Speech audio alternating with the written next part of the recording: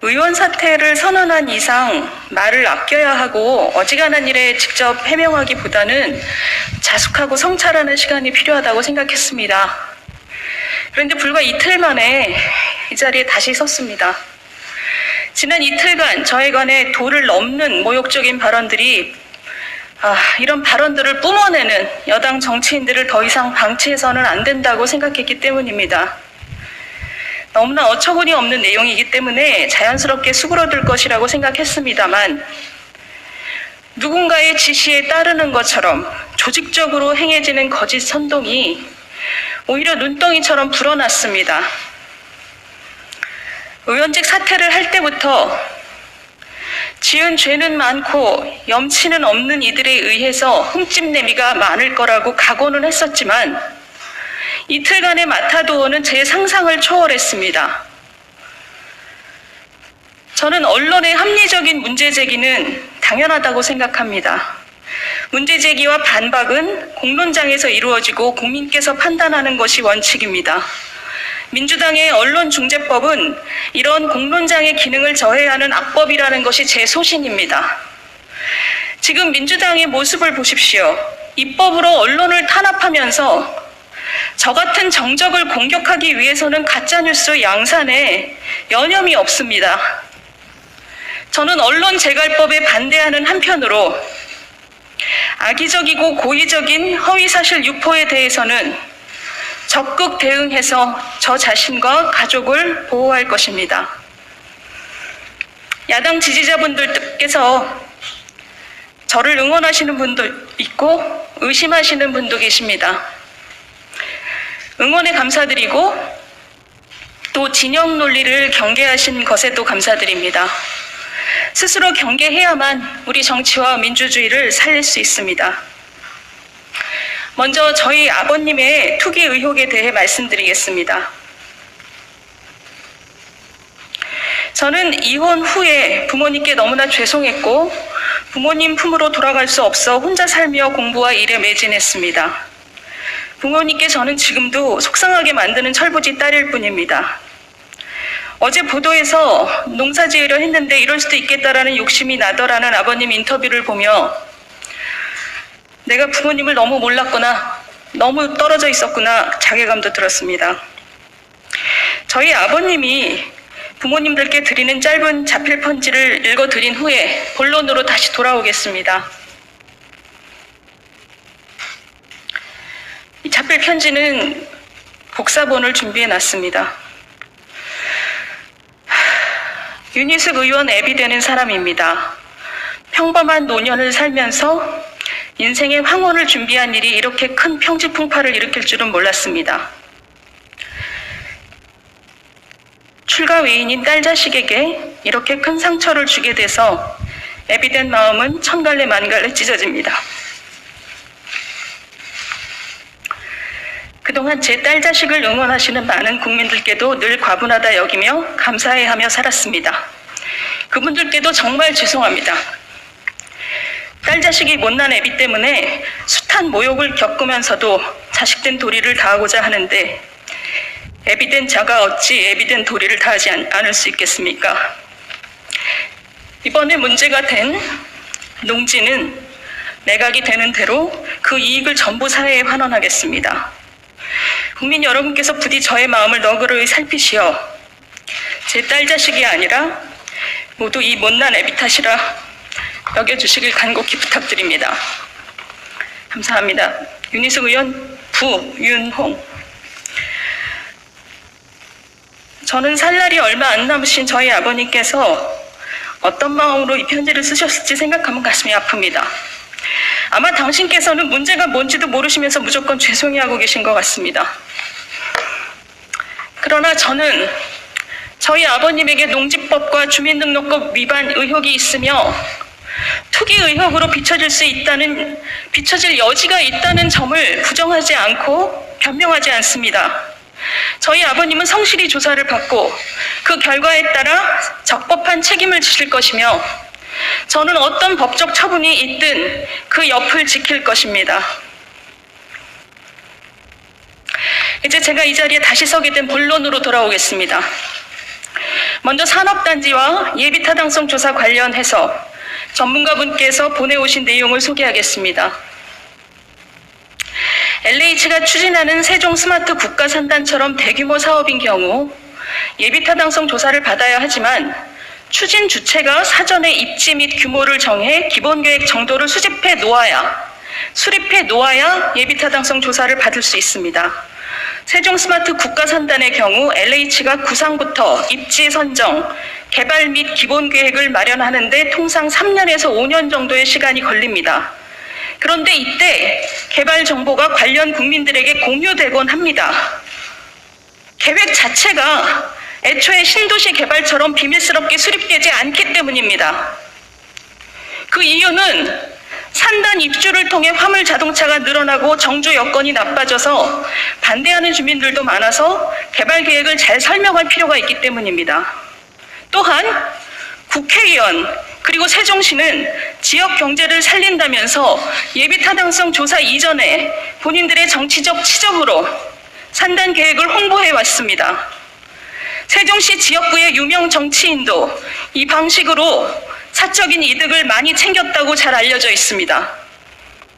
그래서 막상 예비타당성 조사를 위해 현장 실사를 가면 주변 부동산 중개업소는 물론이고 주변 주민들도 알고 있는 경우가 많습니다. 그리고 주변 공시지가가 올랐다던데 그것은 세종시 전체의 공시지가가 상승해서 올라간 것이지 산단 입주 때문에 오르지는 않았을 겁니다. 통상 산단 입주는 토지 가격에 그닥 긍정적인 요소가 아닙니다. 세종시 산단 관련 예비타당성 조사 정보를 제가 빼돌렸다는 의혹 자체가 얼마나 터무니없는 것인지 알 수 있습니다. 제가 이틀 전 의원직 사퇴를 한 후 불과 2시간여 만에 여당의 대선 후보인 김두관 후보는 제가 KDI에 근무하면서 얻은 정보를 가지고 가족과 공모해 땅 투기를 했을 것이라는 의혹을 제기했습니다. 그러나 KDI에서 재정복지정책부장으로 재직한다고 해서 KDI 내 별도 센터에서 진행하는 예비타당성 조사 정보에 접근하는 것은 그 자체가 불가능합니다. 어지간한 국회의원들은 예비타당성 조사 과정에 대한 이해도가 높기 때문에 대선 후보쯤 되는 이가 이런 말을 한다는 것은 사실 의도적인 모해가 아니라면 있을 수 없는 일입니다. 어제 아침부터는 이런 의혹이 매우 조직적으로 일사불란하게 이루어졌습니다.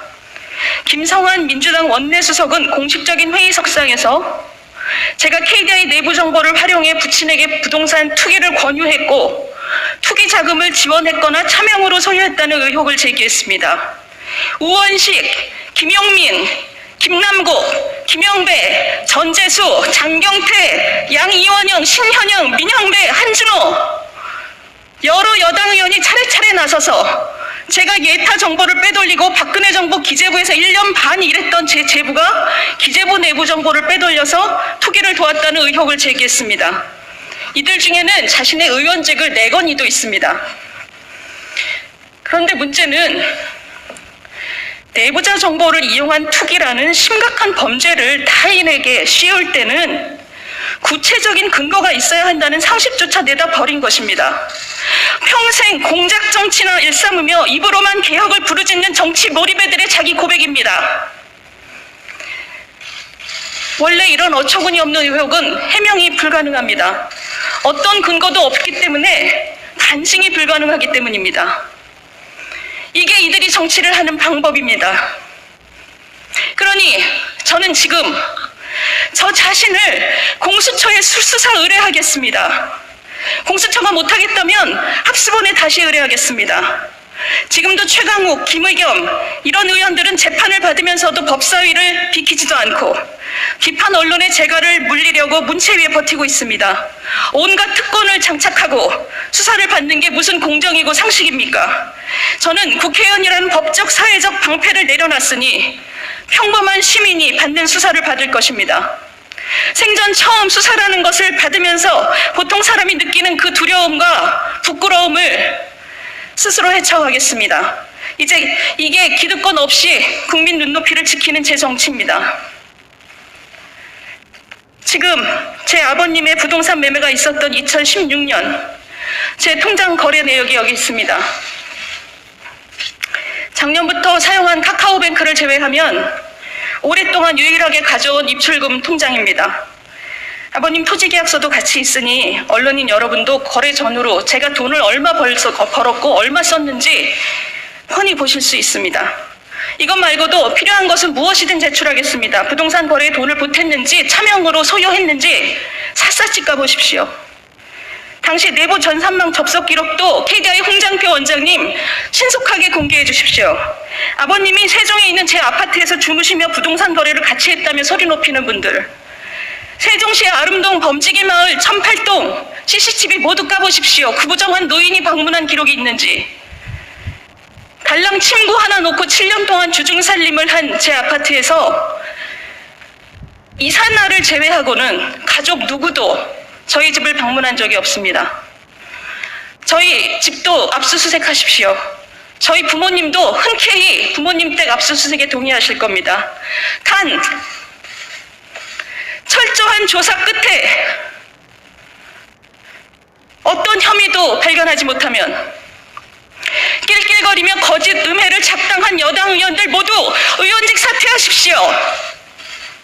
이렇게 심각한 범죄를 남에게 씌우면서 아무거나 막 던지는 게 정치인입니까? 무슨 염치로 정치를 하실랍니까? 특히 이재명 캠프의 선거대책위원장인 우원식 의원, 수행실장 김남국 의원, 이재명 캠프 남영희 대변인이 음해에 가장 앞장선 것은 무엇 때문입니까? 이 캠프 자체가 서로 머리를 맞대고 앉아서 더러운 모이나 하는 그런 캠프라는 것입니다. 이 꼭대기가 누굽니까? 캠프 우두머리 이재명 후보입니다. 제가 무혐의로 판결나면 이재명 후보 당신도 사퇴하고 정치를 떠나십시오. 그리고 마지막, 방송인 김어준 씨, 저에 대한 공격에 가장 앞장서는 노컷뉴스마저도 저희 아버지 땅의 가격이 2배 정도 올랐다고 하는데 당신은 무슨 근거로 무려 6배가 올랐다면서 30억 시세 차익이란 말을 유포시키고 여론을 조작하고 있습니까? 페루가모에 이어서 이번엔 30억입니까?